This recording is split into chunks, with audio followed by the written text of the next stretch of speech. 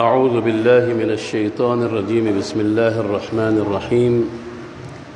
ألف لام را تلك آيات الكتاب وقرآن مبين ربما يود الذين كفروا لو كانوا مسلمين ذرهم يأكلوا ويتمتعوا ويلههم الأمل فسوف يعلمون وما أهلكنا من قرية إلا ولها كتاب معلوم ما تسبق من أمة أجلها وما يستأخرون وقالوا يا أيها الذي نزل عليه الذكر إنك لمجنون. صدق الله العظيم.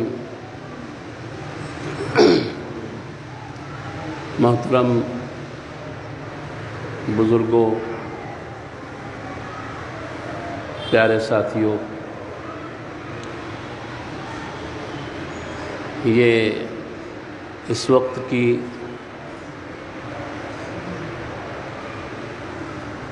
ترجمہ اور تفسیر اور تشریح قرآن کی یہ مجلس ہے جو ماشاء اللہ اس مسجد کے امام صاحب حضرت مولانا مفتی حامد ظفر صاحب ایک عرصے سے یہ خدمت انجام دے رہے ہیں، اور مجھے جب انہوں نے ذکر کیا کہ یہ آپ نے شروع کیا تھا، پھر مجھے تھوڑا کلک ہوا کہ ہاں بالکل شروع زمانے میں کئی سال گزر جانے کے بعد تقریباً 10 سال کا عرصہ الحمدللہ بندے نے یہاں خدمت انجام دی ہے، اور اس میں بہت ساری کوتاہیاں بھی ہوئی ہیں، اللہ تعالیٰ معاف فرمائے۔ تو کچھ اخیر سالوں میں ایسا یاد پڑتا ہے کہ دہلی جانا ہوا، وہاں سے کچھ تفاسیر لے آئے اور تفسیر قرآن کا کچھ حلقہ شروع ہوا تھا۔ الحمدللہ اللہ تعالیٰ نے سلسلے کو جاری رکھا، اور ماشاءاللہ کہ تقریباً 13 پارے ہو کر کے یہ 14واں پارہ شروع ہونے کو ہے۔ یہ بہت بڑی سعادت کی علامت ہے، اور جو حضرات اس میں شریک ہو رہے ہیں ان کے لیے بھی بہت بڑی سعادت کی بات ہے۔ یہ قرآن سے وابستگی کی، اور کہنا چاہیے کہ ہماری دینی اور ملی یہ ہمارا فریضہ ہے۔ دنیا میں ہمارے پاس اس وقت اپنے عقیدے کو سنبھالنے کے لیے اور اپنی اسلامیت اور ایمان کے تحفظ کے لیے اگر اس وقت کوئی ذرائع ہیں تو اس میں سب سے بڑا ذریعہ قرآن کریم ہے، جس سے ہمارے عقیدے کا تحفظ ہوتا ہے، اور دوسرا جو سرچشمہ ہے اور ذریعہ ہے وہ حدیث ہے، اس سے ہمارے ایمان اور اسلام کی حفاظت کا وہ بھی ضامن ہے۔ اور تیسرا جو سب سے اہم ہے کہ اس قرآن اور حدیث کو کون سمجھائے، ظاہر سی بات ہے وہ علماء کرام ہیں۔ یہ 3 ذرائع ایسے ہیں اس وقت، یہ مسجدیں، مدارس، یہ بظاہر در و دیوار ہے۔ مسجد تو اللہ تعالیٰ نے پوری سرزمین کو مسجد بنا دیا ہے، جعلت لی الارض مسجدا۔ اللہ کے نبی صلی اللہ علیہ وسلم کی خصوصیات میں سے ایک خصوصیت یہ ہے کہ میرے لیے پوری زمین کو سجدگاہ بنا دیا گیا، اور جہاں پر بیٹھ کر علم حاصل کیا وہ مدرسہ ہو گیا۔ دارالعلوم کی ابتدا جو ہے ایک درخت کے نیچے ہوئی، آج وہ تناور درخت بن گیا، ثمر آور وہ ایک مرکز بن گیا۔ تو اصل ہمارے عقیدوں کی حفاظت کرنے کے جو ذرائع ہیں وہ یہ قرآن اور حدیث ہے۔ اب حدیث بھی جو ہے وہ اللہ کے نبی صلی اللہ علیہ وسلم سے ہمیں ملی، قرآن ہمیں اللہ کے نبی صلی اللہ علیہ وسلم سے ملا۔ اب اللہ کے نبی صلی اللہ علیہ وسلم کے بعد کوئی نیا پیغام تو آنے والا ہے نہیں ہے۔ الیوم اکملت لکم دینکم واتممت علیکم نعمتی ورضیت لکم الاسلام دینا، اور ختم بی النبیون مجھ پر نبوت کا سلسلہ ختم ہو چکا ہے۔ تو اب یہ سلسلے ختم ہو گئے، لیکن یہ زندہ اور جاوید ایک معجزہ ہمارے درمیان آج تک محفوظ ہے، اور اس کی تشریح اور اس کی تبیین جو ہے وہ اس وقت علماء امت کے اوپر ہے۔ تو یہ بہت بڑی خوش آئند بات ہے اور سعادت کی علامت ہے کہ آپ حضرات ان مجلسوں کو اٹینڈ کرتے ہیں، اس میں شریک ہوتے ہیں، کہ قرآن جو ہے دستور حیات ہے، پیغام ربانی ہے، اللہ تعالیٰ کی گائیڈنس ہے، اس میں ہدایات دی گئی ہیں کہ کیسے راستہ گزارنا ہے، کس راستے سے چلنا ہے، کس راستے سے نہیں چلنا ہے، اور کیسی کیسی ایگزامپلس اس میں دی گئی ہیں۔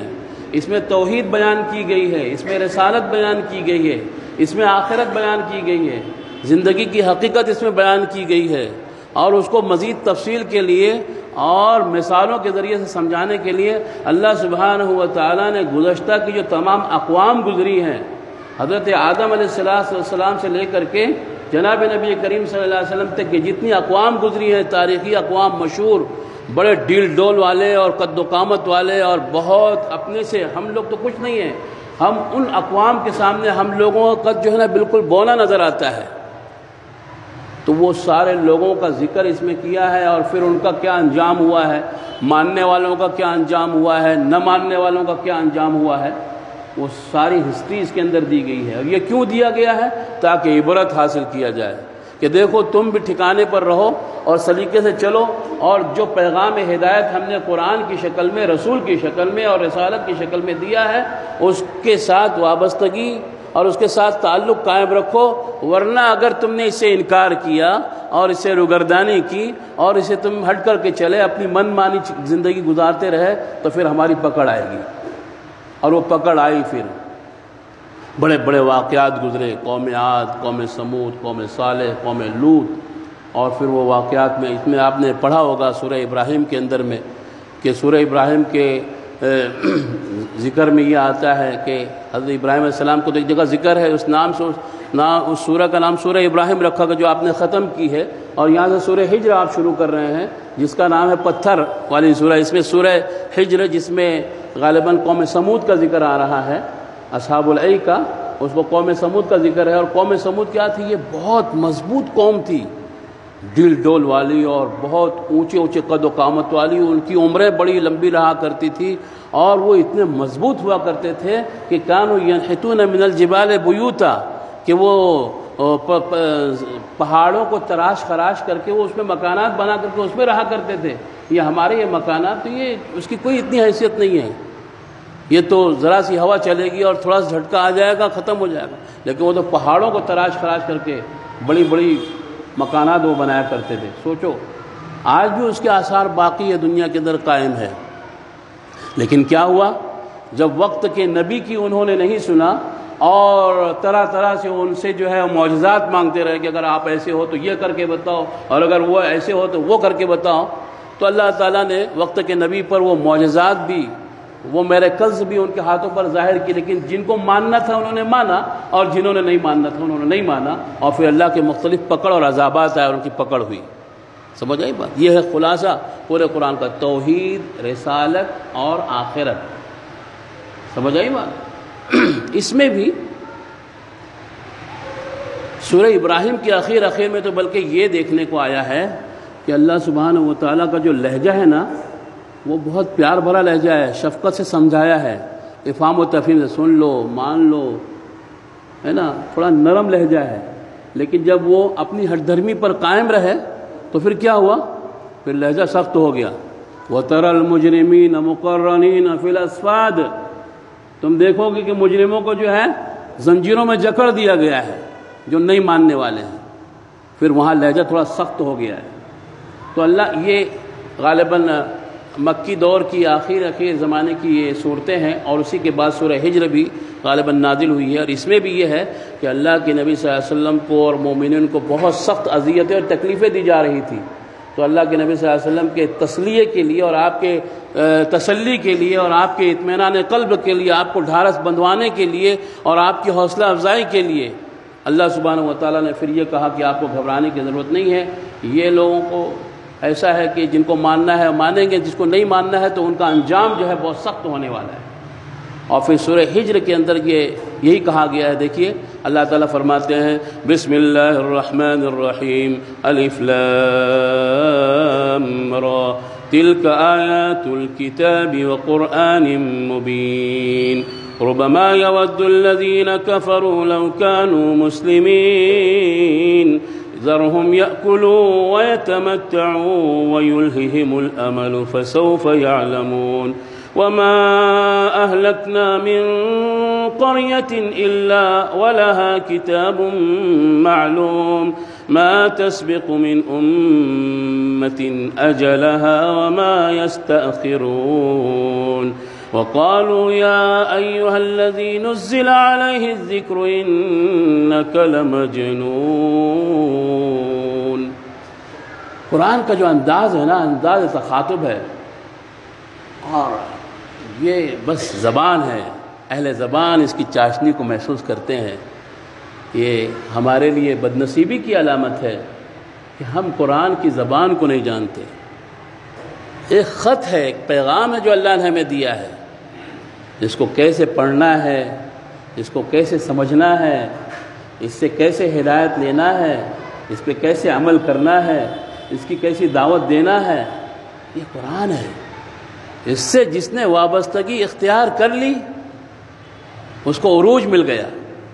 اور یہ عروج یہی نہیں ہے، بلکہ یہ عروج جو حافظ قرآن ہے نا، کیا کہا جائے گا کہ اقرا ورتقِ ورتل كما كنت ترتل في الدنيا فإن منزلتك إلى آخر آية تقرأها، کہ پڑھتا جا اور چڑھتا جا، قرآن کی آیتیں پڑھتا جا اور چڑھتا جا، اور تیرا جو آخری جو درجہ ہوگا، آخری ہائیسٹ جو تیرا اسٹیٹ ہوگا اور تیرا جو ٹھکانہ ہوگا، وہ تیری آخری آیت ہوگی. سوچو، عجیب اللہ تعالیٰ کا ایک کلام ہے. بلا کی جاذبیت اور بلا کی کشش اس کے اندر رکھی ہوئی ہے. ارے اگر اس کا ذائقہ اور اس کی چاشنی اگر مل جائے نا، قرآن کا ذائقہ اور اس کی چاشنی جو نصیب ہو جائے، تو دنیا کی ساری لذتیں ہم بھول جائیں گے. لیکن ہماری غفلت ہے، ہماری سستی ہے کہ ہم قرآن سے وابستہ نہیں ہیں. اس سے وابستگی اسی میں ہے کہ اس کو سیکھو، اس کو سمجھو کیا اللہ نے پیغام دیا ہے، اللہ کیا چاہ رہے ہیں ہم سے. اللہ ہم سے مخاطب ہے اللہ، اور ہم مخاطبین ہیں. اللہ ہم سے کچھ کہنا چاہ رہے ہیں اور ہم گونگے بہرے بنے ہوئے ہیں، ہم سمجھ ہی نہیں رہے ہیں کیا آ رہا ہے. الف لام را، اس میں کل 99 آیتیں ہیں اور 6 رکوع ہے. چھوٹی سی سورہ ہے. اس کا نام ہجر ہے. ہجر میں نے کہا پتھر. اور قوم سمود جو آباد تھی اس علاقے کا اس میں ذکر ہے. الف لام را، اس سے پہلے بھی ایسے الفاظ ہیں جن کو حروف مقطعات کہتے ہیں. حروف مقطعات یعنی الگ الگ حروف، لیٹرز. اس کا کوئی معنی کسی کو معلوم نہیں ہے. اس کی اصل معنی اور اس کی اصل مراد اللہ سبحانہ و تعالیٰ ہی کو معلوم ہے. علماء نے اور مفسرین نے اپنے اپنے حیثیت کے مطابق اور اجتہاد کے مطابق انہوں نے اس کے معنی بتائے ہیں، لیکن آخر میں انہوں نے یہی کہا کہ اللہ اعلم بمرادہ بذلک، اللہ تعالیٰ ہی اس کے اصل معنی جانتے ہیں. تو حروف مقطعات ہے. تلک آیات الکتاب، یہ کتاب کی آیتیں ہیں. کامل کتاب، الکتاب یعنی کامل، اسپیشل، اللہ کی ایک مکمل ضابطہ حیات بن کر کتاب کی شکل میں جو دیا ہے. یہ آیتیں جو ہے یہ اس کتاب کی آیتیں ہیں. اور یہ کیا ہے؟ وقرآن مبین، واضح قرآن ہے. یہ قرآن واضح، بالکل روز روشن کی طرح. اس کی ایک ایک آیت کلیئر ہے، اس کا ایک ایک دعویٰ واضح ہے، اس کی ایک ایک دلیل جو ہے وہ مضبوط ہے. اس کا کوئی انکار نہیں کر سکتا، اس کا کوئی مثل نہیں پیش کر سکتا، اس کی کوئی کہنا چاہیے کہ اگزامپل نہیں لا سکتا ہے. ایسا قرآن ہے. ربما یود الذین کفروا لو کانوا مسلمین. اس میں یہ کہا گیا ہے کہ اے پیغمبر صلی اللہ علیہ وسلم، ایک وقت یہ آئے گا جب یہ کافر لوگ خود بہت تمنا کریں گے یہاں تسلی دی جا رہی ہے اللہ کے نبی صلی اللہ علیہ وسلم کو، وہاں پر بہت تکلیف تھی نا، اللہ کے نبی صلی اللہ علیہ وسلم کو بہت غم تھا اور دکھ تھا، لیکن یہاں تسلی دی جا رہی ہے کہ ربما یود الذین کفروا، ان قریب یہ لوگ چاہیں گے، امیدیں کریں گے۔ کون لوگ؟ جو کفر کر رہے ہیں، جو انکار کر رہے ہیں، جو ہٹ درمی کر رہے ہیں، جو نہیں مان رہے ہیں، کیا لو کانوا مسلمین، جب ان کے اوپر حالات طاری ہوں گے نا، جب حالات طاری ہوں گے تو پھر وہ کہیں ہائے کاش ہم بھی اگر مومن ہو جاتے اور مسلمان ہو جاتے۔ تو آج جو مومن اور مسلمانوں کی جو شان بنی ہوئی ہے اور ان کا جو مقام، ان کا جو اسٹیٹس بنا ہوا ہے، وہ ہمیں بھی حاصل ہوتا۔ ہائے افسوس، ہم نے گنوا دیا اپنا وہ قیمتی سرمایہ۔ ربما یود الذین کفروا، کہ وہ امیدیں کریں گے اس وقت، وہ ہے نا، جب آدمی کوئی ٹھوکر اس کو لگتی ہے، کوئی مصیبت جب اس کو لگتی ہے تو کیا سوچتا ہے، میری بھی مت ماری گئی، کاش کہ میں وہی کام کر لیتا جو مجھے فلاں فلاں میرے ناصحین اور میرے مخلصین اور مجھے سمجھانے والے مجھے بتایا کرتے تھے، کاش میں ان کی بات مان لیتا، سن لیتا تو مجھے کچھ آج سکون حاصل ہو جاتا اور مجھے کامیابی حاصل ہو جاتی، لیکن میں نے اپنی من مانی کر کے گویا کہ اپنے پاؤں پر کلہاڑے مار لیے۔ تو ایسی ان کو یہ احساس ہوگا جو کہ نہیں مان رہے ہیں۔ سمجھ آئی بات؟ ذرہم یأکلوا ویتمتعوا۔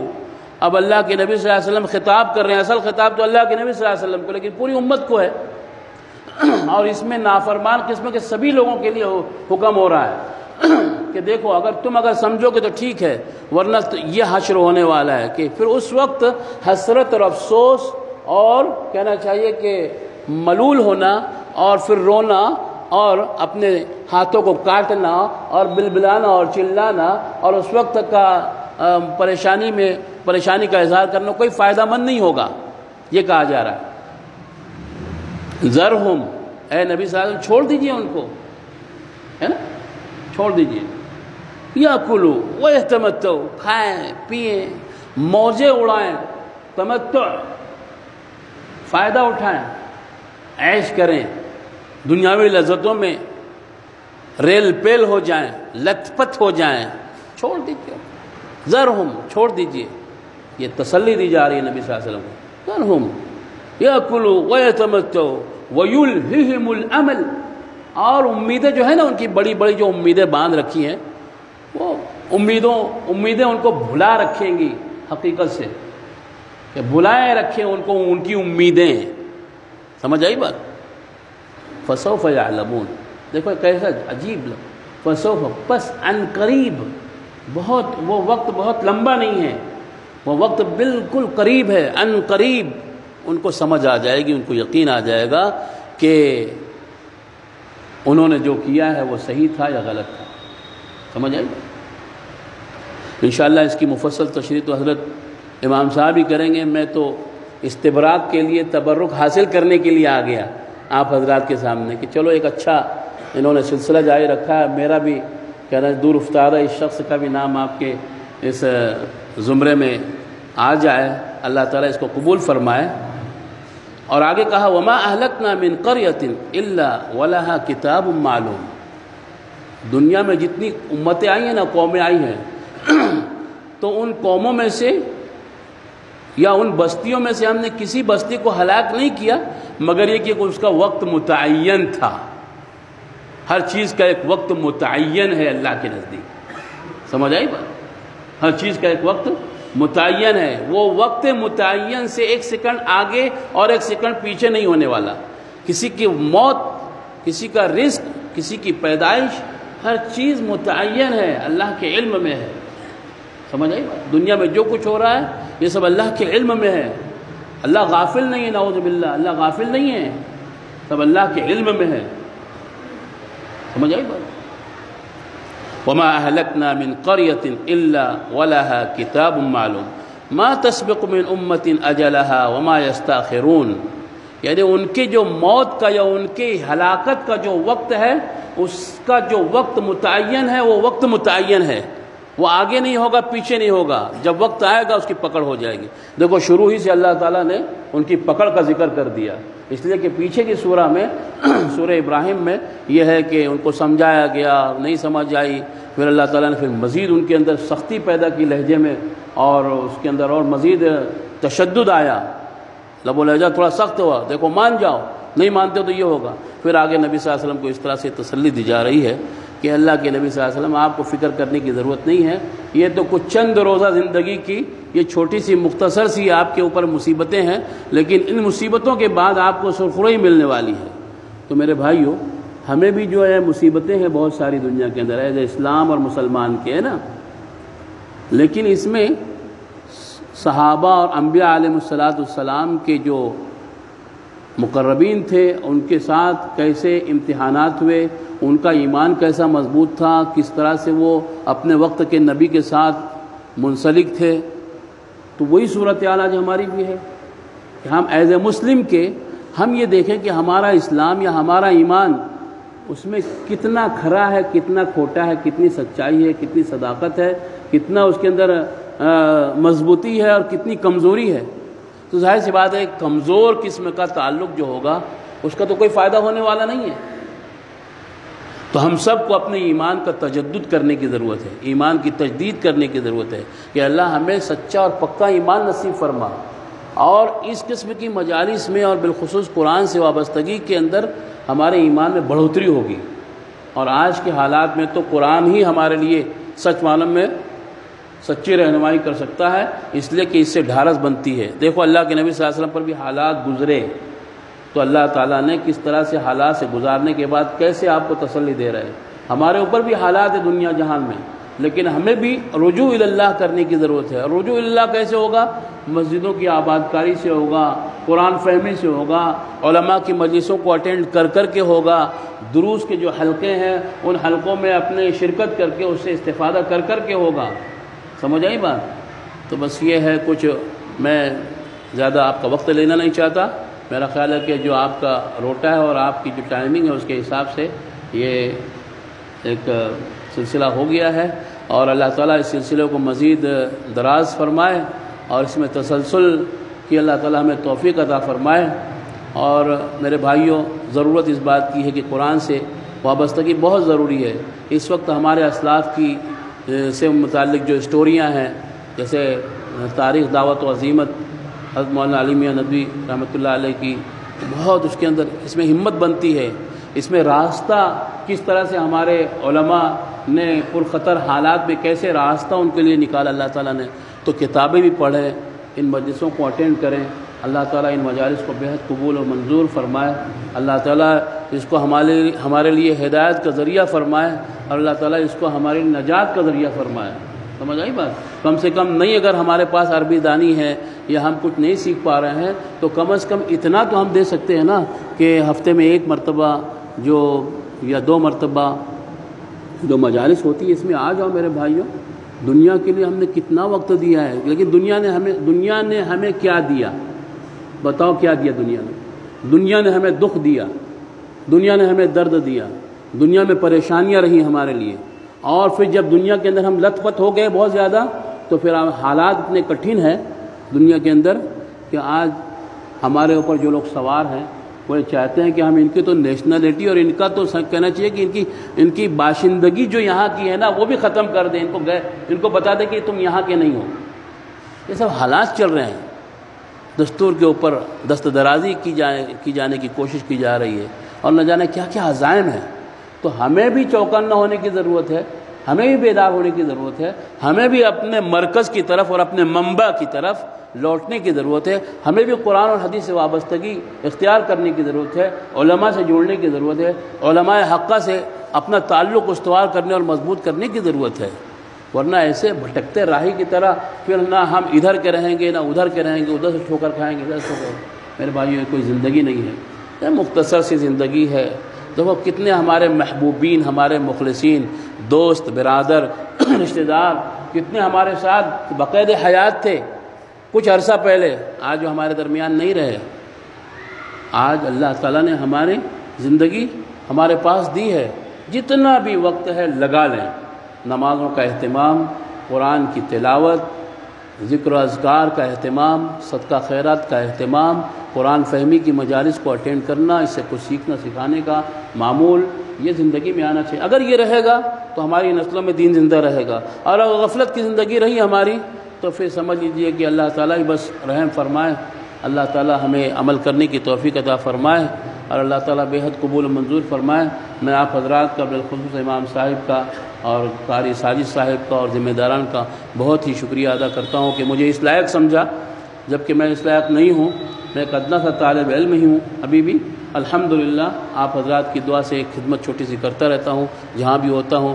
مجھے نور ملا اسی مسجد سے، روشنی ملی اسی مسجد سے جسے نور الاسلام کہتے ہیں۔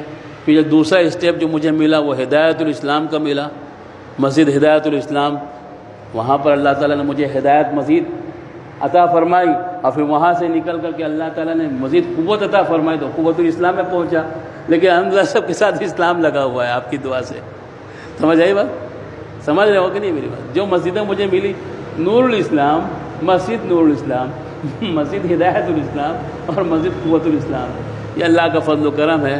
دعا فرمائے کہ اللہ تعالیٰ ٹوٹی پھوٹی اس محنت کو قبول فرمائے، اللہ تعالیٰ بس اپنی مرضیات سے ہم سب کو نوازے۔ وما علینا الا البلاغ المبین وآخر دعوانا۔ آپ کر لیجیے دعا۔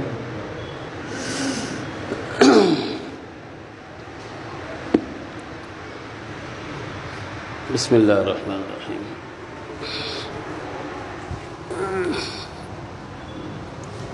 بسم اللہ الرحمن الرحیم۔ الحمد للہ رب العالمین الرحمن الرحیم مالک یوم الدین ایاک نعبد و ایاک نستعین اهدنا الصراط المستقیم صراط الذین انعمت علیہم غیر المغضوب علیہم ولا الضالین صراط الذین انعمت علیہم من النبیین والصدیقین والشہداء والصالحین وحسن اولئک رفیقا۔ ربنا ظلمنا انفسنا وان لم تغفر لنا وترحمنا لنكونن من الخاسرین۔ ربنا آتنا في الدنيا حسنة وفي الآخرة حسنة وقنا عذاب النار۔ ربنا لا تؤاخذنا إن نسينا واخطأنا ربنا ولا تحمل علينا إصرا كما حملته على الذين من قبلنا ربنا ولا تحملنا ما لا طاقة لنا به واعف عنا واغفر لنا وارحمنا أنت مولانا فانصرنا على القوم الكافرين۔ ربنا هب لنا من أزواجنا وذرياتنا قرة أعين واجعلنا للمتقين إماما رب اجعلني مقيم الصلاة ومن ذريتي ربنا وتقبل دعاء ربنا اغفر لي ولوالدي وللمؤمنين يوم يقوم الحساب۔ اللهم أصلح أحوالنا وأحوال المسلمين في كل مكان في مشارق الأرض ومغاربها من فضلك يا رب العالمين۔ اللهم ارفع عنا البلاء والوباء من فضلك یا اکرم الاکرمین یا غیاث المستغیثین۔ اللہ ہمارے گناہوں کو معاف فرما، خطاؤں سے درگزر فرما۔ اے اللہ ہم بہت گناہ گار ہیں، خطا کار ہیں، باری تعالیٰ ہماری خطاؤں سے درگزر فرما۔ اے اللہ ہمیں نیک اور صالح بنا، اے اللہ ہمیں اپنا بنا لے، اے اللہ ہمیں اپنا بنا لے، اے اللہ ہر خیر کا ہمارے لیے ہر خیر مقدر فرما دے، اے اللہ ہر شر سے ہم سب کی حفاظت فرما، پورے عالم اسلام اور مسلمانوں کی حفاظت فرما۔ اے اللہ ہدایت ہمارے حصے میں مقدر فرما، اور دین اور دنیا اور آخرت ہر اعتبار سے ہماری نجات مقدر فرما۔ اے اللہ اپنی خوشی ہمیں عطا فرما دے، اپنی رضا ہمیں عطا فرما دے۔ اے اللہ تو ہمیں اپنا لے، اے اللہ ہمارے دل آپ کی انگلیوں کے درمیان ہے، باری تعالیٰ ہمیں اپنا بنا لیجئے اور آپ کا مطیع و فرما بردار بنا لیجئے، آپ علیہ الصلوۃ والسلام کے نبی صلی اللہ علیہ وسلم کا مطیع و فرما بردار بنا لیجئے۔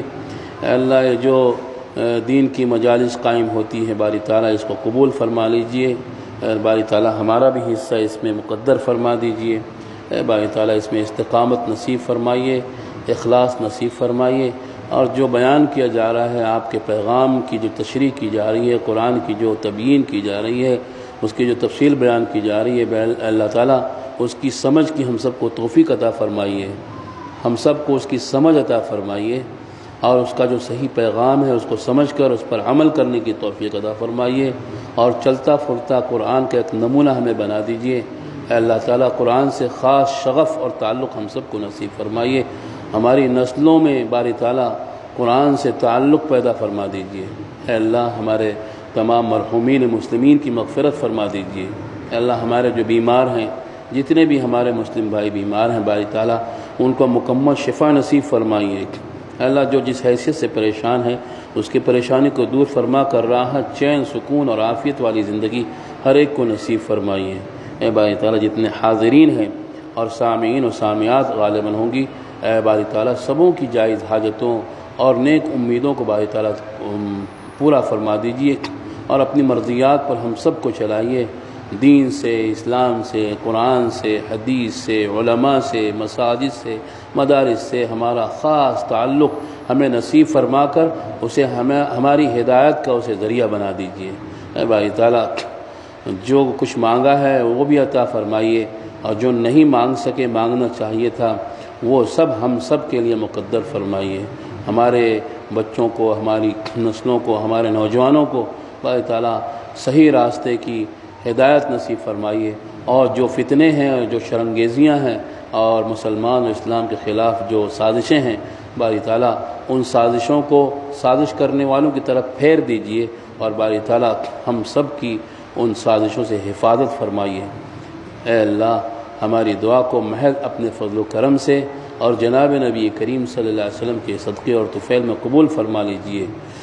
جزا اللہ عنا نبینا محمد صلی اللہ علیہ وسلم ما هو اہلہ، وصلی اللہ وسلم علی نبینا محمد وآلہ وصحبہ اجمعین برحمتک۔